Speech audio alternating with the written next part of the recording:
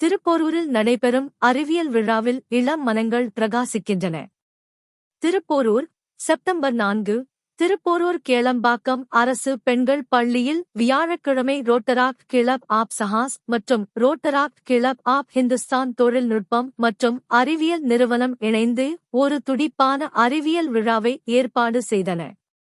6 முதல் 12ஆம் வகுப்பு வரையிலான மாணவர்கள் இயற்பியல், வேதியியல், உயிரியல் மற்றும் கணிதம் ஆகிய துறைகளில் தங்கள் அறிவியல் மாதிரிகள் மற்றும் திட்டங்களை காட்சிப்படுத்தியதால் இந்த நிகழ்வு படைப்பாற்றல் மற்றும் புதுமைக்கான தளமாக மாறியது.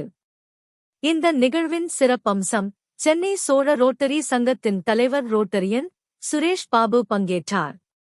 அவர் இந்த நிகழ்வில் தலைமை விருந்தினராக கலந்து கொண்டார். அவர் ஒவ்வொரு கண்காட்சியையும் நேரில் பார்வையிட்டார், ஒவ்வொரு கண்டுபிடிப்பையும் கவனித்தார், மாணவர்களின் படைப்பாற்றலுக்காக அவர்களை ஊக்குவித்தார், மேலும் அவர்களுக்கு பாராட்டு வார்த்தைகளால் கௌரவித்தார். பின்னர் அவர் அனைத்து பங்கேற்பாளர்களுக்கும் பரிசுகளை வழங்கினார். இது நாளை மேலும் மறக்க முடியாததாக மாற்றியது. தனது உரையில் மாணவர்களின் உற்சாகம் மற்றும் புதுமைக்காக அவர் பாராட்டினார். இது போன்ற முயற்சிகள் எதிர்கால விஞ்ஞானிகளையும் தலைவர்களையும் வளர்க்கின்றன என்பதை வலியுறுத்தினார்.